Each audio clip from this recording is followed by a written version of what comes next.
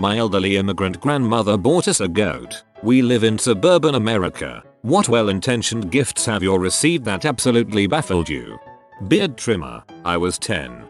When I turned 18, I got a free razor in the mail from Gillette, the razor shaving cream etc. company. The package was printed with something like "Congratulations, name, you're officially a man, happy 18th birthday, I'm a woman." But you better believe I used the crap out of that free razor.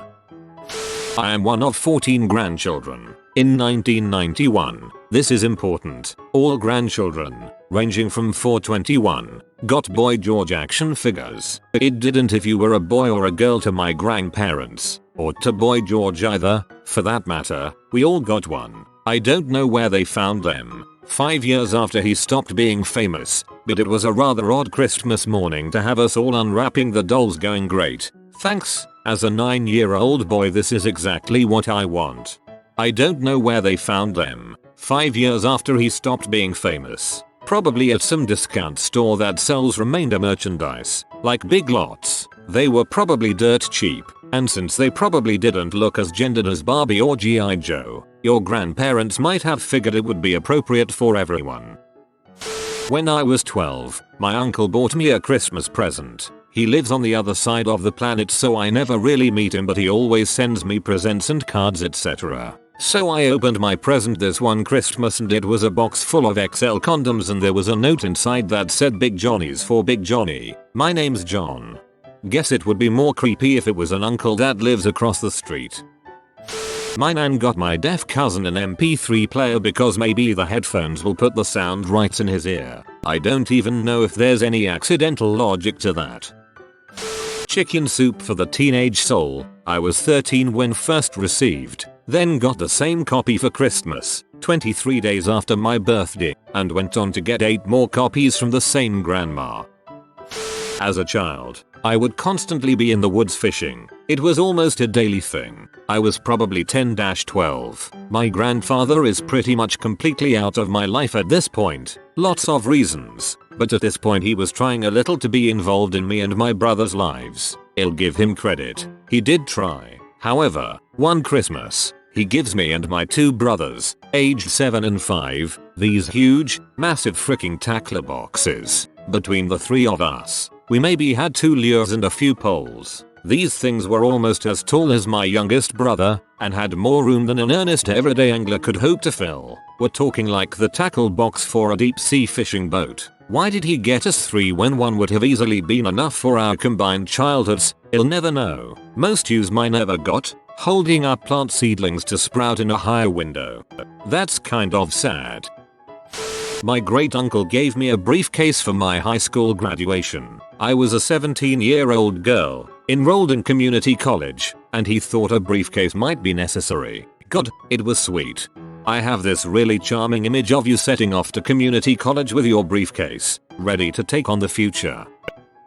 When I was 18, my grandfather sent me windshield wiper fluid and a case of .22 shells for my birthday. I lived in the dorms at the time. Definitely didn't own a car, and I definitely didn't have a gun.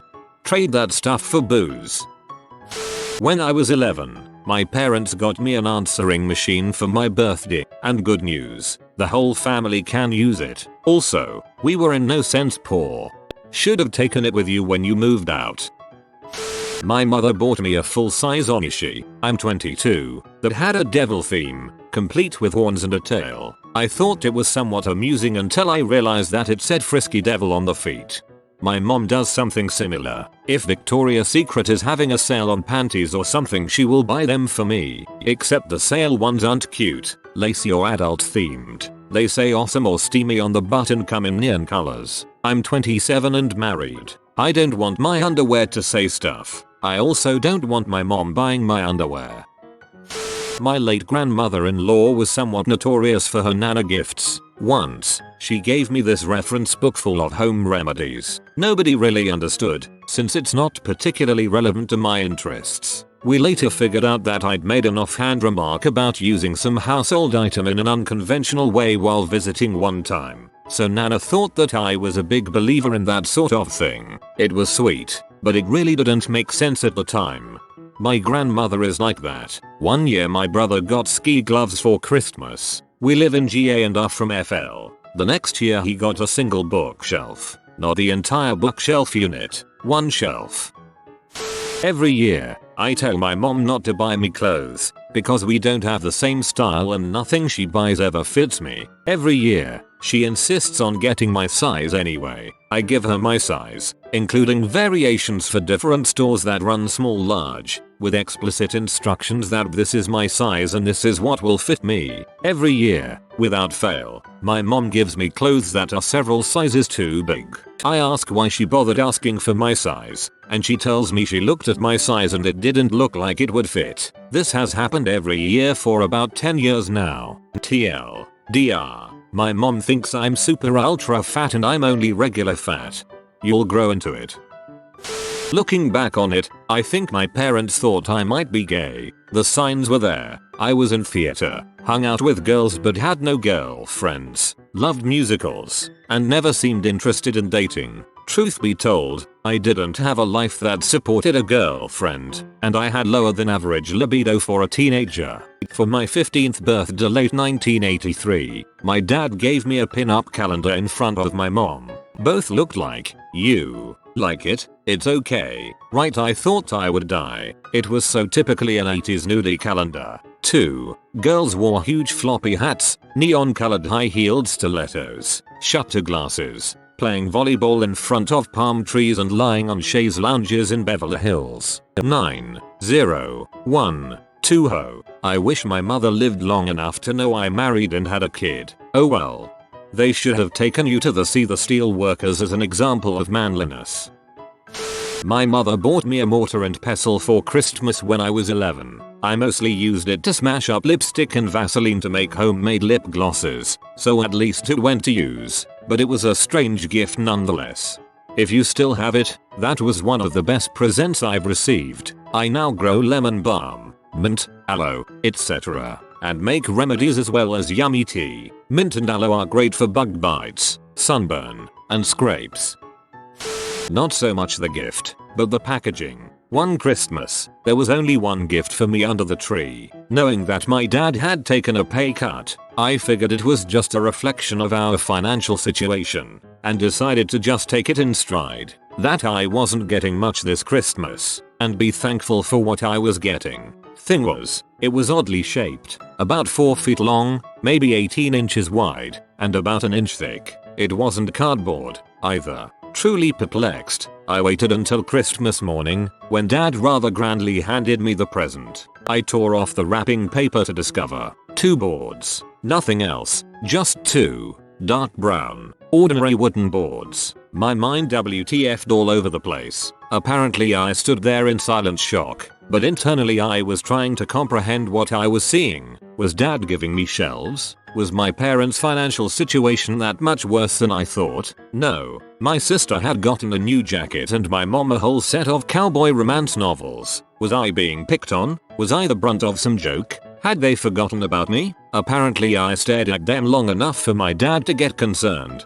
Then he laughed. He turned the boards around, so I could see the latches that held them together. Upon opening the latches, I realized the boards were hinged, and inside, resting on dark purple velvet, was my very own sword. My whole family is involved in the scar, so a sword wasn't an odd gift. I'll admit there was relief that I was getting something special, but there was also a lot of laughter at my misinterpretation. To this day, 15 years later, anytime my parents get me a gift, I joke about making sure it's not shelves or a cupboard or something. My grandmother cross-stitched an angel, framed and festooned with ribbons and whatnot. She's extremely talented. It's beautifully made and a lovely sentiment. Despite being an atheist, I display it in my home to remind me of my grandma than anything else. My other grandma gave me a copy of Dr. Phil's Family First. I sold it at a garage sale.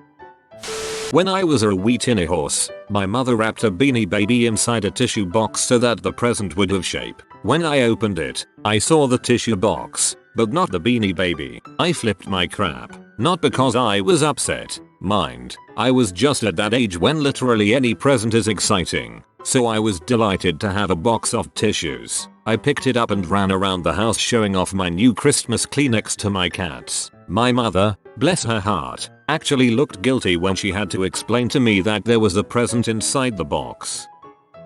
For Christmas, my grandmother gave me an enormous red velvet bow that was motion activated to play. It's beginning to look a lot like Christmas. I'm a guy and I was 17 years old at the time. That's kind of awesome, at least in my mind. When I was in high school, can't remember what year, our school did a Candy Grams fundraiser for Halloween. For $1, you could have a Tootsie Pop with a tissue over it to look like a ghost sent to someone, or to yourself. So I was sitting in homeroom, not expecting to get one, and lo and behold, someone had sent one to me, completely anonymously, no name, no note, no rhyme or reason. I couldn't even guess who it might have been. To this day, I still don't know who my very secret admirer was. It was probably a teacher, not in a creepy way. Sometimes teachers will send those to students that they think would really appreciate it or who they don't think would get one otherwise. When I was maybe 8 or 9 and I hadn't gone through puberty yet and was still very skinny, a friend in the family gave me a bra. A huge, lacy, D-sized bra. No one could figure out how she thought that was an appropriate present. Come 5 or so years later it fit me perfectly. Was pretty weird. Clearly it was an enchanted brassiere. One Christmas a couple years ago, I asked my grandmother for Age of Empires III for my PC. She bought me the game along with a CD player to play it on. At least you got AoE and a CD player. Every year, my grandma gifts me harmonicas. Unfortunately, I'm not a blues singer. My grandmother is the queen of useless random strange gifts. Previous years I have received a remote controlled skunk that lifted its tail when you pushed a button on the remote. Worked like an RC car. Just last year I received a toilet paper holder that you record messages on that's motion activated and a fart game. And I kid you not, it had a CD in it with over 50 fart noises. My grandmother is a strange woman. ETA, I am 33 and female if that makes these a little more odd. And all these strange gifts have been in the last 5 years or so. I blame it on her being super old now. I received pretty normal things as a child. My grandfather gave me a piano for my 17th birthday. I was incredibly grateful until I realized I was 17 and what was I going to do with a piano right now? He told me it was for my dorm room. A piano in a dorm room would be pretty boss.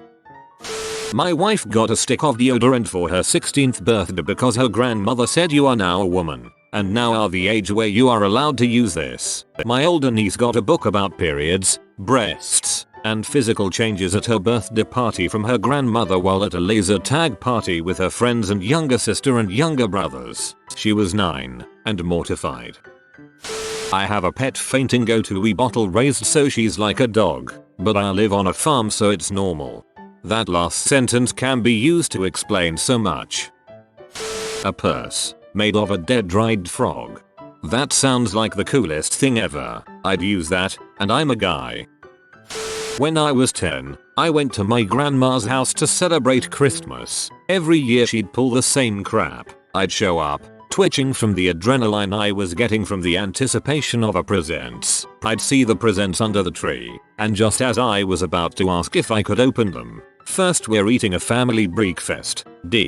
No grandma. God, that made me so mad. Anyway, I was 10 years old, and when I walk in I see the biggest present I've ever seen to this day. It was a box, probably 4 featuring X4 featuring X4 featuring. I saw it and drooled. I would have ejaculated had I been physically able to ejaculate. And what did the tag say? To motherfricking Jerry 121,212. From Gma. I sat, patiently, through breakfast, staring at my present. After what felt like an eternity breakfast was over, I walked over to my present, rubbed my hands together, and began to rip the wrapping paper off as fast as my 10-year-old hands could rip. And what was inside? I swear to the goddamn Lord, 4 crates of instant craft macaroni and cheese stacked on top of each other. I understood everything in school that year because all of my confusion was drained from my body. Why in the world, Grandma? I live in a part of the world that has a great supply of salmon. A business partner of my father's once sent us a case of canned salmon. He lived in the prairies and to him, it was a very expensive treat. We, of course, were very grateful for the thought and the expense, but ended up sending it to family in Denmark who were excited to taste Canadian salmon. A book about what to do if you are being debauched. I was 5. In the process of being debauched. Wait. I don't know what to do, hold on. Flips through pages casually as debaucher patently waits while still inside you as you find the right page. Yes, just as I suspected. Close book continue. AHHHH. I come from a culture where, in the old days, spices were highly prized. You know that whole spice trade thing, where spices were valuable. The availability of spices is somewhat recent. Well, in the early 90s, my great-grandmother was still alive, and when I saw her for the first and only time, she gave me a bag of black peppercorns. Yes, I got pepper. The most awkward part was that I was an expat and was coming from my home in Indonesia to meet her. My dad, not being the brightest man in the world and accepting the gift, tried to explain that he lived in the country that produced it, and there was no need. As someone who cooks a lot, I'd love to get spices. My dad bought me a Hooters shirt when I was 13. I was pretty mortified.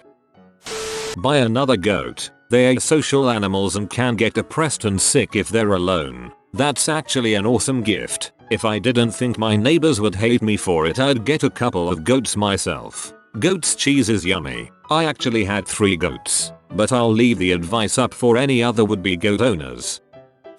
My ex's grandmother bought me a book about how to be a good Christian housewife. I'm neither a Christian, which she knew full well, nor will I ever be a housewife. My aunt bought me this ridiculous designer dog collar that would have fit my dog perfectly if he wore it as a bracelet.